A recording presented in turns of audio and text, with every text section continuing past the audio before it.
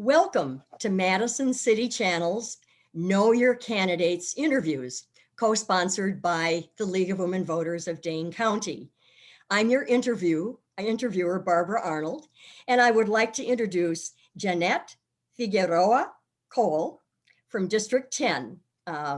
She is running for Alder from District 10, and as we begin, Yannette, please tell our viewers a bit about how your educational, vocational, and civic experience has prepared you for this position and why you decided to run for Alder.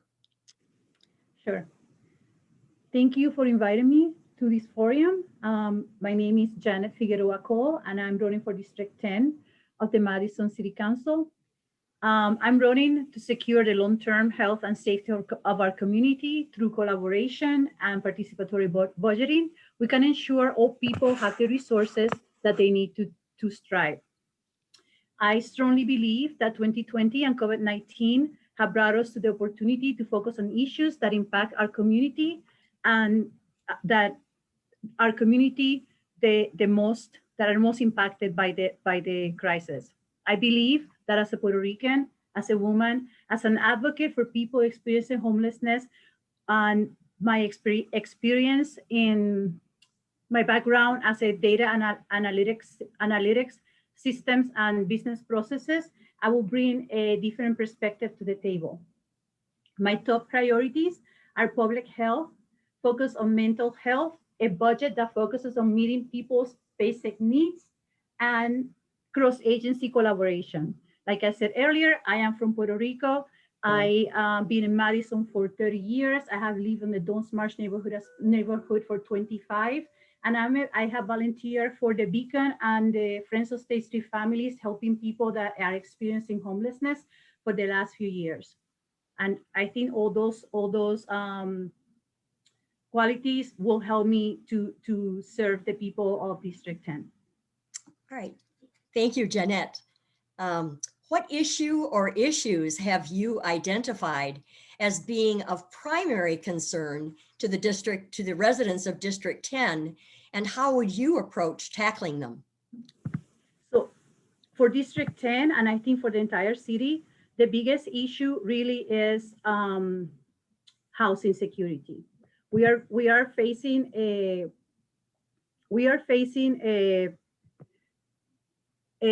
housing crisis because of the COVID-19. A lot of people have lost their jobs and are unable to pay their rents or their mortgages. Now, when we have a moratorium in place, but many people don't understand that the moratorium is just prolonging an issue that is about to explode. The moratorium only prevents payments and holds payments of mortgages and rents for a period of time. But once that time passes, all that money is due. Before COVID-19, we had a crisis already in our hands when it comes to homelessness in the city of Madison. Now with the COVID-19 crisis, we're just making that problem even broader. So we really have to focus and work with agencies on the TRC to ensure that we get the resources that the people in the district need to stay housed. Another problem that we have in our district that is super important is that we hear a lot about is auto theft, for example. So we hear a lot about cars being stolen, but there's not a lot of talk about how can we prevent, how can we keep our children safe? How can we provide the resources and the mechanism to ensure that our youth are safe and protected? All right. Thank you, Yannette. There will be an advisory referendum on the ballot in April about a number of modifications to the Common Council, including changing the number of members, making it full-time, and changing the term of office. Which of the ideas being advanced do you embrace? Why or why not? that is a question that has come up multiple times, and I'm kind of reluctant to answer because I know it's a topic that is going to be part of the new council to take a vote on. So I strongly feel that I don't have all the information available to me to make a decision on how to go about it. However, I have seen and I have read and I have listened from both sides of the aisle where they talk about that for people that are in favor and people that are against it. I see both of those. I see a lot of valid points on it. From the perspective of reducing this, if we are going to reduce the size of the council just because of securing a full-time employment, then I'm not really in support of that. I think we have to look at the districting and dealing with that is an important issue to manage, but not necessarily. We should not be doing it from the perspective of a secure income. Having a smaller council has its benefits.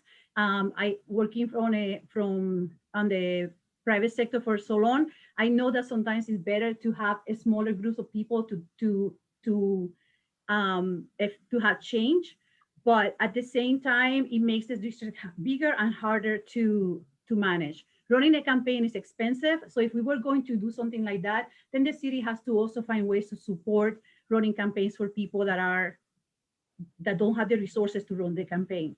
The one thing that is so important that we are seeing this time around is the representation. Representation is important.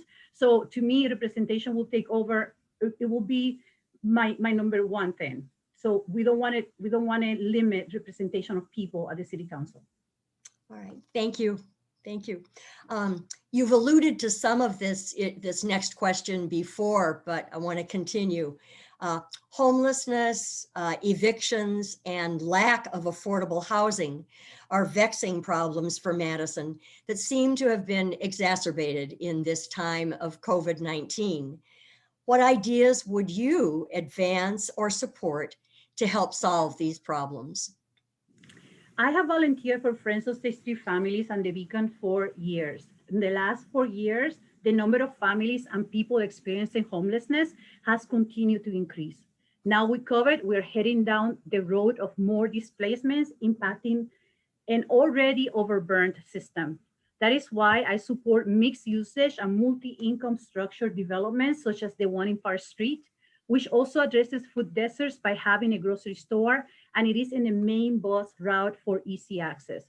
New developments should serve the needs of the people, not luxury high rises for developers to make money, or apartments that segregate low-income people so they can be exploited by landlords.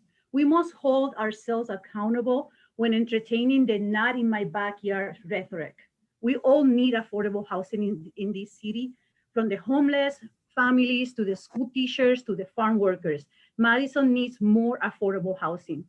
Stop making buildings, build communities that are mixed generational, multicultural, and multiracial, with access to their own library, community centers, groceries, community gardens, restaurants, and access to rapid transit. Build communities and build the sense of belonging. This topic to me is like my number one priority.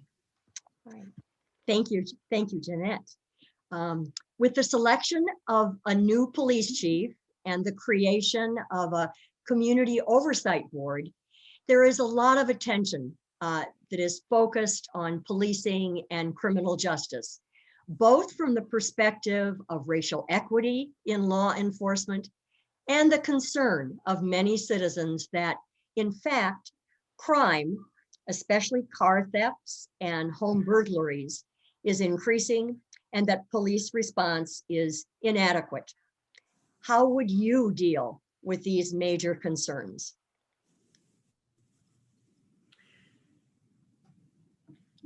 Wow, that's the big question right there. So we have a new chief in town. We also have an oversight civilian board, and I think that's a very great step to move forward and to start the changing process.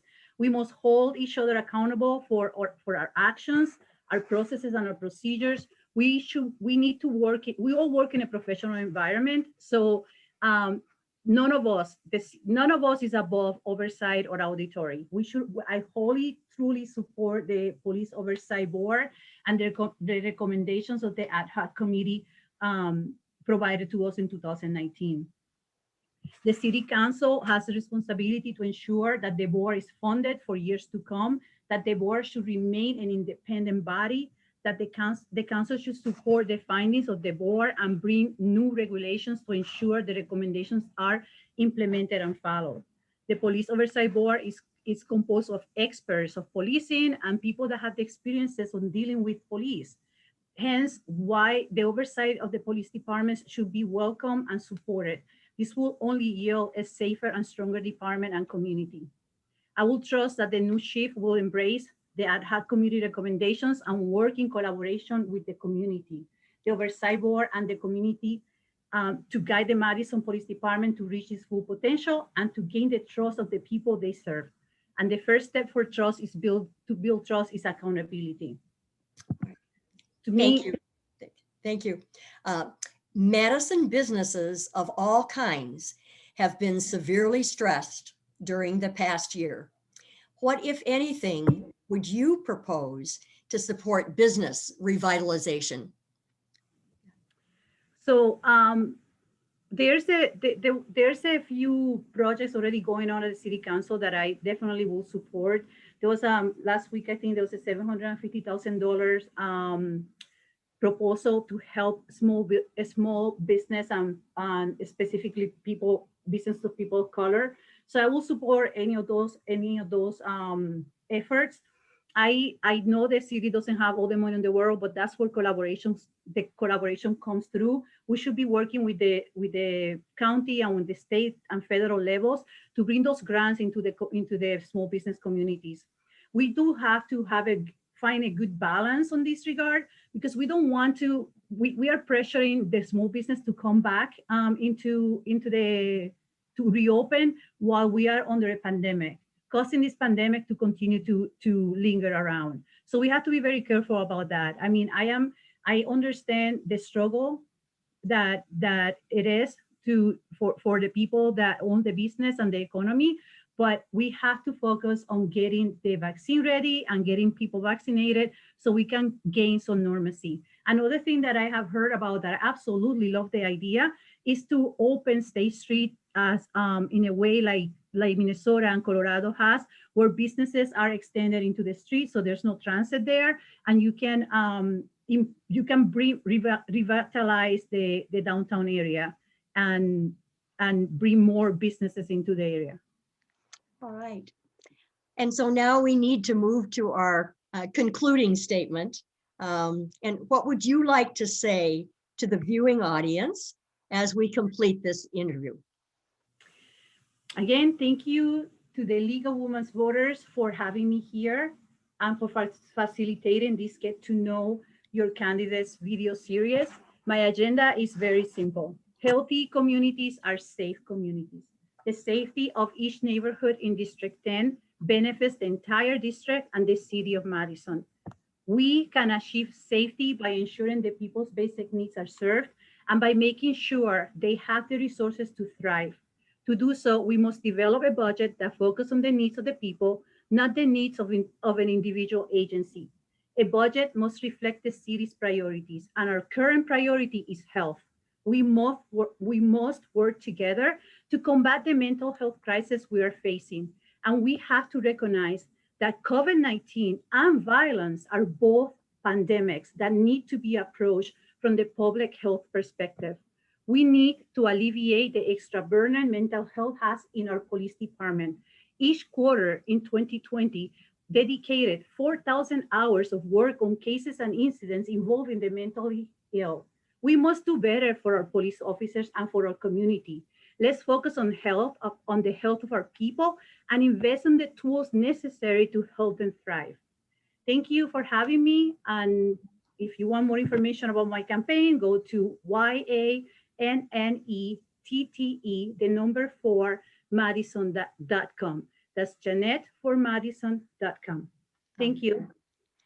Thank you, Yannette. I want to thank Yannette Figueroa Cole for speaking with us, and the viewing audience for taking the time to know your candidates. As with every election, please vote. The spring primary is Tuesday, February 16th, and the general election, April 6th. On behalf of Madison City Channel and the League of Women Voters of Dane County, I thank you. I thank you for joining us.